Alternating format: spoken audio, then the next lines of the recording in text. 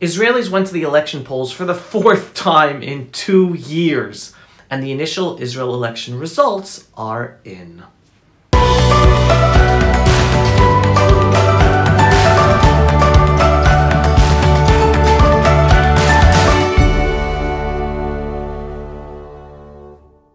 Just to remind everyone, the reason Israel keeps on returning to elections is because there is a growing group of politicians and political parties who won't sit in a government with Benjamin Netanyahu as prime minister.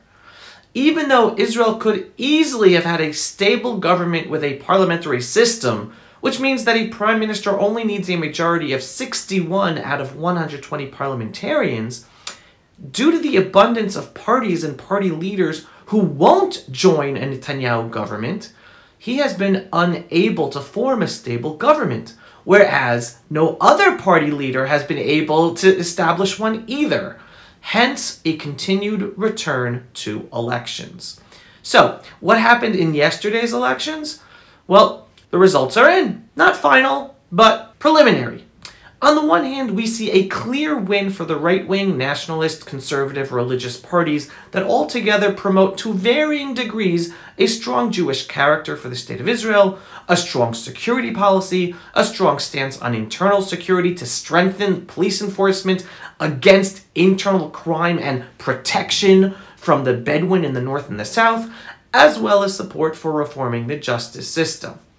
However, and this is a huge however, Netanyahu once again still has a huge challenge in putting together a majority coalition because one of those right-wing parties, Gideon Sa'ar's Tikva Hadasha, New Hope Party, does not want to sit in a Netanyahu government.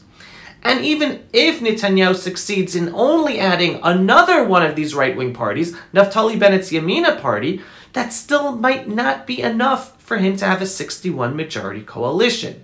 So, even though the overall seats, we're talking about between 60 and 70, represents a strong right-wing nationalistic religious coalition, it might not come to be. Now, regardless, this all depends on the actual final vote count, which might take some more days to find out. The change of even 1 or 2 seats between parties can make all the difference in how big or small of a challenge it will be for Netanyahu to form a government, because right now he either has 60 or maybe even 59, maybe 61, we don't know.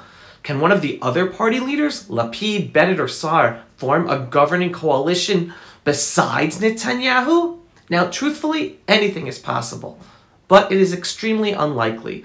The potential coalition parties to form a majority coalition government without Netanyahu's Likud party means having left-wing parties sitting together with right-wing parties. Now again, while it is possible, it is extremely unlikely because of the differences of opinions on so many issues. Therefore, based on where things stand at the moment, it seems that if Netanyahu does not succeed in putting together a coalition government, then nobody else will succeed either. And we are most probably going to have a 5th election. Personally, I highly doubt we will have a 5th election, but after 4 elections in 2 years, anything is possible. Pulse of Israel, frontline videos from the Holy Land. Support our work by donating today.